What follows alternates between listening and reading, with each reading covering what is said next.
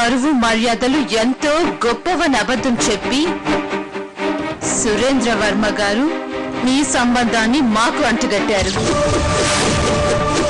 అమ్మా భువన, నువ్వేం మాట్లాడుతున్నావో నాకు అర్థం కావటం లేదు. నేను చెప్తున్నది క్యారెక్టర్ లేని నీ కూతురు గురించి. ఒకరిని ప్రేమించి మరొకరిని పెళ్లి చేసుకునే మీ వగలాడి గురించి. ఏమీ తెలియనట్టు ఫేస్ పెట్టే ఆ నంగనజ్ గురించి. మాటలు తిన్నగారాని ఏ గుచ్చుకున్నాయా? నీ కూతురు మంచిదని నమ్మి మోసపోయినందుకు మాకు కూడా అంతకంటే ఎక్కువ బాధగా ఉంది. నా కూతురు నిప్పు లాంటిది, ఎంతో గుణవంతురాలు. కూతురు బ్యాడ్ క్యారెక్టర్ గురించి చెప్తే ఈ తండ్రికి పొడుచుకొస్తుంది. భలే భలే దిక్కుమాలిన సంబంధం. ఏంటి బావగారు, ఆవిడ అలా రాధిక మీద నిందలేస్తుంటే చూస్తూ ఉండిపోయారే? ఆయనే మాట్లాడతారు. సారీ మావయ్య, మమ్మల్ని క్షమించండి. కాబోయే అల్లుడివి, నువ్వు అంత మాట అనొద్దు. కానీ ఒక్క విషయం, ఆడపిల్ల గురించి తెలిసి తెలియక మాట్లాడటం, ఇష్టం వచ్చినట్లు నిందలేయడం చాలా తప్పు.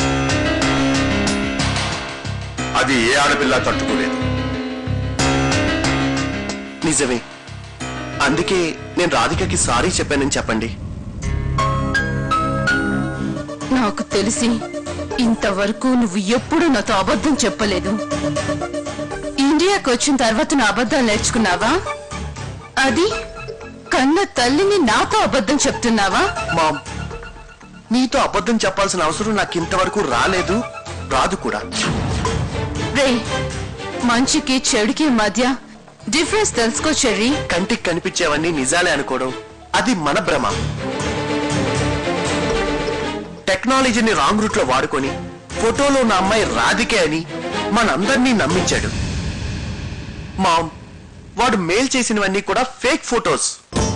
చెప్పాగా, దాని మీద ప్రేమతో నీ కళ్ళు మూసుకుపోయాయని.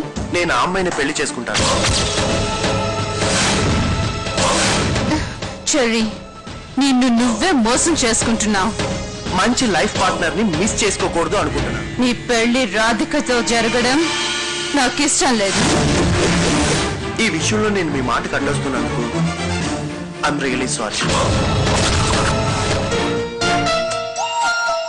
ఈ నగలు రాక్సీకి ఏ మాత్రం సూట్ అవడం లేదు.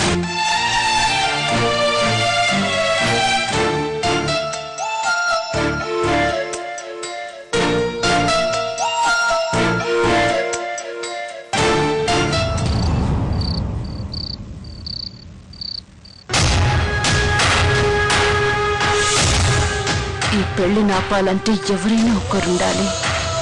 ఎవరు?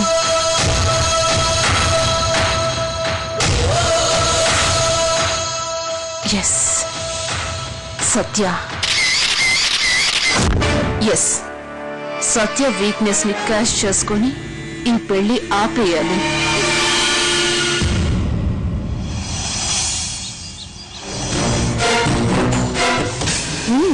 వెల్కమ్ సత్య.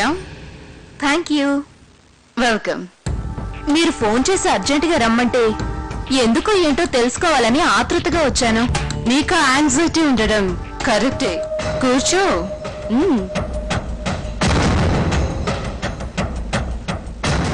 1 minute.